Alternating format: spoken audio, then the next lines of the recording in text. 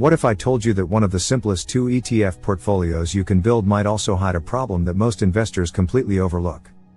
SCHD gives you dividend-focused, financially stronger companies. SCHG gives you aggressive large-cap growth. At first glance, it sounds almost perfect, income plus growth. But there is a catch. The real question isn't whether SCHD and SCHG are good ETFs individually. They are. The question is whether putting them together actually creates a better portfolio, or simply creates the illusion of diversification. And by the end of this video, I'll show you the biggest risk I see with this combination, along with the allocation I think makes more sense depending on your goal. Before we get into it, if you enjoy practical ETF analysis without the hype, hit the like button, subscribe to Financial Literacy Lab, and let's get started. First, what are you actually buying? Let's start with SCHD. SCHD, the Schwab US Dividend Equity ETF, tracks the Dow Jones US Dividend 100 Index. As of July 2026, it holds about 103 stocks and has an expense ratio of just 0.06%. Its strategy emphasizes companies with relatively strong fundamentals and a history of paying dividends. Then there's SCHG. SCHG, the Schwab US Large Cap Growth ETF, tracks the Dow Jones US Large Cap Growth Total Stock Market Index. It currently holds about 197 stocks and charges an even lower expense ratio of just 0.04%. So right away, the combination looks attractive. You're paying only 0.06% for SCHD and 0.04% for SCHG. If you split your portfolio 50-50, your weighted expense ratio is only about 0.05%. On a $100,000 portfolio, that's roughly $50 per year in fund expenses. That's incredibly cheap. But low fees don't automatically make a portfolio well designed. And that's where things get interesting. The argument for SCHD plus SCHG. Imagine you invest $1,000 a month.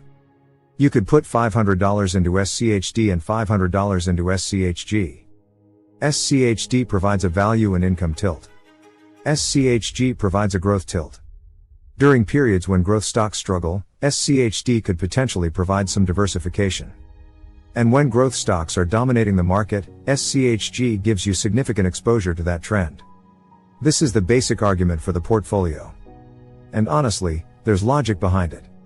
The two ETFs are not identical. SCHD's current holdings include companies such as Abbott Laboratories, Merck, Amgen, Lockheed Martin, Qualcomm, and ADP. SCHG, meanwhile, is heavily exposed to mega-cap growth companies. Its current holdings include Apple, Nvidia, Microsoft, and Amazon. That creates a meaningful stylistic contrast. But here's where investors can make a mistake. The hidden problem: two ETFs don't mean two independent portfolios. This is probably the most important point in this entire video. Owning two ETFs doesn't automatically mean you're diversified. You have to ask, what risks are actually different between the two? Both SCHD and SCHG are US equity ETFs. Both are concentrated in large companies. And both can be affected by the same broad forces: interest rates, economic growth, investor sentiment, US market valuations, and changes in corporate earnings. So you're diversified by investment style, but not necessarily by geography or asset class. That's a huge distinction. If the US stock market enters a prolonged bear market, owning both ETFs doesn't protect you from the overall equity market risk. You're still heavily invested in US stocks. And there's another issue. The overlap isn't the problem, the concentration is. Some investors see overlap between ETFs and immediately assume that's bad. I don't think overlap itself is necessarily the problem. If you own a great company through two ETFs, that's not automatically dangerous. The bigger question is how much of your portfolio becomes dependent on a relatively small group of companies and market factors. SCHG's top holdings are dominated by some of the world's largest technology and growth businesses. For example, Apple and Nvidia each represented roughly 10% of SCHG and Schwab's July 2026 holdings data, while Microsoft was above 6%. That creates tremendous upside potential when large cap growth is performing well. But it also creates concentration risk. Now compare that with SCHD.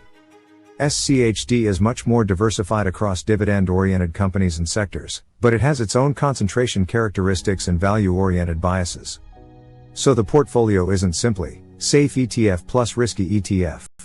It's really value and dividends plus large cap growth. And that's a much more accurate way to think about it. So, is 50-50 the right allocation? This is where I think investors should stop copying percentages from the internet. There is nothing magical about 50-50. If you're young, have decades before retirement, and prioritize long-term capital appreciation, a portfolio with more SCHG might make sense.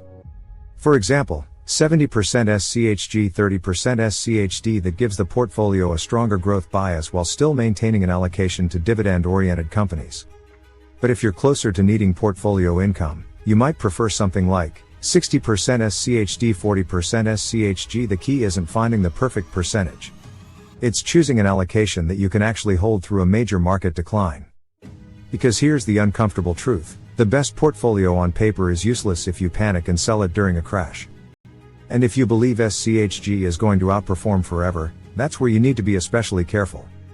Here's what I would change. If I were building a portfolio around SCHD and SCHG, I wouldn't automatically stop at 2 ETFs. I'd ask one additional question: where is my international exposure? Both ETFs are focused on the United States. So adding an international ETF could address a weakness that SCHD plus SCHG doesn't solve. Alternatively, you could use a broad market ETF as the core and treat SCHD and SCHG as strategic tilts. For example, instead of making SCHD and SCHG your entire portfolio, you could have a broad US market foundation and then add SCHD for dividends and SCHG for growth. That changes the philosophy from, these 2 ETFs are my entire portfolio, to, these ETFs are my intentional bets around a diversified core. And I think that's a much stronger framework. If you're finding this analysis useful, hit like, share this video with someone building an ETF portfolio, and comment below, SCHD, SCHG, or SCHD plus SCHG? I'm curious which approach you're using. The expense ratio isn't the reason to choose them.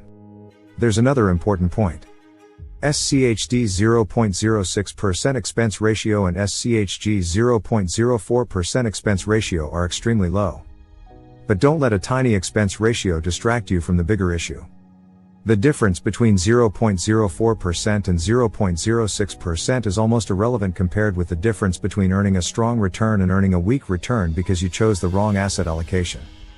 In other words, don't optimize the fee before optimizing the portfolio. A portfolio with a 0.05% weighted expense ratio can still be poorly diversified. And a slightly more expensive portfolio can potentially be better constructed. The expense ratio matters. But your exposure matters much more. So, is SCHD plus SCHG a mistake? My answer is, no, but it can become one.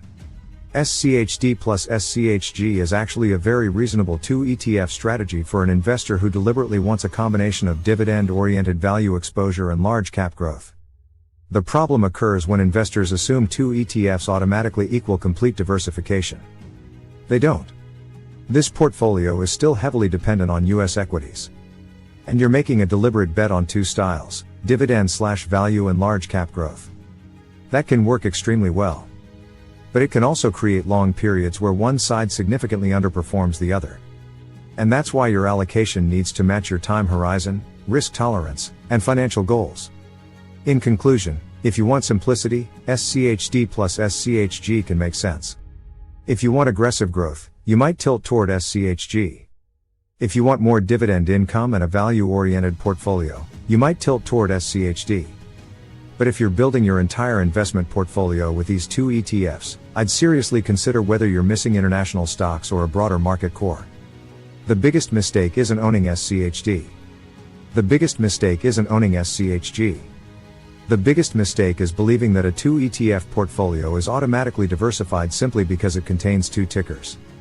Sometimes simplicity is powerful. But simplicity only works when the underlying exposures are intentional. So before you buy your next ETF, don't just ask, is this a good fund? Ask, what risk does this fund add to my portfolio? That one question can completely change how you invest. If you enjoyed this breakdown, subscribe to Financial Literacy Lab, hit the like button, and share this video with someone who's considering SCHD and SCHG portfolio.